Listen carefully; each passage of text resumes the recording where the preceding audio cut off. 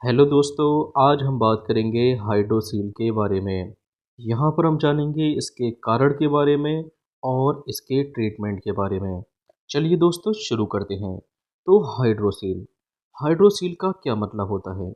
अगर टेस्टिस मतलब के अंडकोश में फ्लूइड भर जाता है तो इसको हम हाइड्रोसील के नाम से जानते हैं। तो टेस्टिस मतलब के अंडकोश में फ्लूइड भर जाने के कारण टेस्टिस मतलब के अंडकोश में सूजन स्वेलिंग आ जाती है। और देखिए टेस्टिस का साइज जो होता है वो बढ़ जाता है। तो यही कहलाता है हमारा हाइड्रोसील। तो हाइड्रोसील के क्या क्या कारण हो सकते हैं? पहला कारण पेल्विक रीजन में चोट लग जाना। अगर देखिए पेल्विक रीजन में अगर चोट लग जाती है तो इसके कारण भी हाइड्रोसील हो सकता है।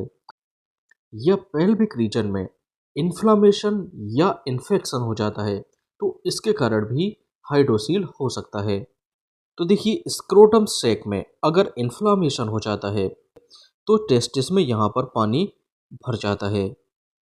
या सेक्सुअल ट्रांसमिटेड इन्फेक्शन या डिसीज के कारण भी हाइड्रोसील हो सकता है। तो सेक्सुअल ट्रांसमिटेड डिजीज या तो बैक्टीरिया के कारण या वायरस के कारण या प्रोटोजोन्स के कारण हो सकती है। तो ये कारण हो सकते हैं हाइड्रोसील के। नेक्स्ट जान लेते हैं सिम्टम्स ऑफ हाइड्रोसील। तो हाइड्रोसील में जैसे कि टेस्टिस में स्वेलिंग मतलब के सूजन या टेस्टिस में दर्द मतलब के पेन। तो कई बार देखिए ये पेनफुल होता है और पेनलेस मतलब के दर्द हो भी सकता है और दर्द नहीं भी हो सकता। इसके अलावा टेस्टिस में रेडनेस मतलब के टेस्टिस लाल पड़ जाता है और टेस्टिस का साइज बढ़ने से टेस्टिस भारी हो जाता है मतलब के हैवीनेस आ जाती है। अब बात कर लेते हैं हाइड्रोसील में क्या क्या दिक्कतें आ सकती हैं। पहली दिक्कत इंग्वाइनल हर्निया। तो यहाँ पर देखिए इंग्वाइनल हर्निया हो सकता है। दूसरा लो स्पर्म काउंट लो हो सकता है। और इपीडिडाइमिटिस मतलब कि इपीडिडाइमिस में इन्फ्लामेशन हो जाता है। या टेस्टिकुलर टॉर्सन मतलब कि टेस्टिस में ऐंठन आ जाती है या इनफर्टिलिटी हो सकती है। जबकि देखिए लो स्पर्म काउंट और इनफर्टिलिटी के चांस जो हैं वो कम ही रहते हैं। नेक्स्ट बात कर लेते हैं इसके ट्रीटमेंट के बारे में। तो यहाँ पर पेशेंट को जनरली क्या क्या ट्रीटमेंट दिया जा सकता है? तो यहाँ पर एंटीबायोटिक्स मेडिसिन जैसे कि कोट्राइमोक्साजोल, ओडोक्सिल या मोक्सिकाइन।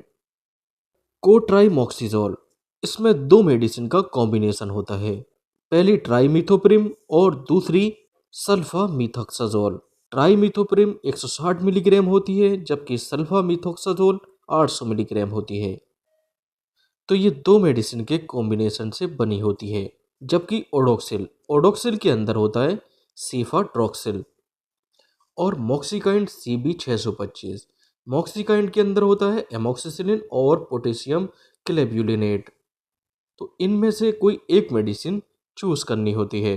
तो इनमें से किसी एक मेडिसिन को पेशेंट को दिन में 2 बार लगभग 7 दिन तक दी जा सकती है।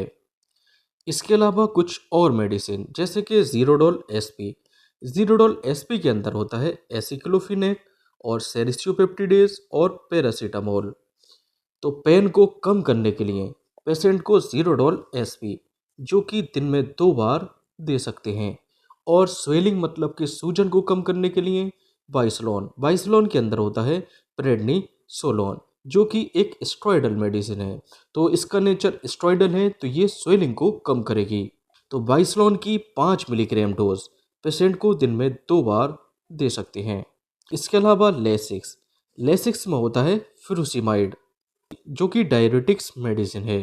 तो टेस्टिस में स्वेलिंग को कम करने के लिए लेसिक्स का यूज़ कर सकते हैं।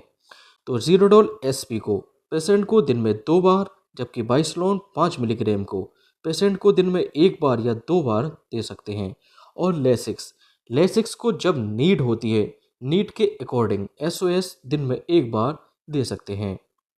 तो ये मेडिसिन पेशेंट को 3 से 5 दिन तक दी जा सकती हैं। जबकि लेसिक्स को पेशेंट को दिन में OD SOS नीड के अकॉर्डिंग दे सकते हैं। अगर देखिए इन मेडिसिन से काम नहीं बनता है तो सर्जन द्वारा एस्पिरेशन किया जाता है मतलब टेस्टिस के अंदर जो फ्लूइड भरा होता है इसको निकाला जाता है। Okay, thank you.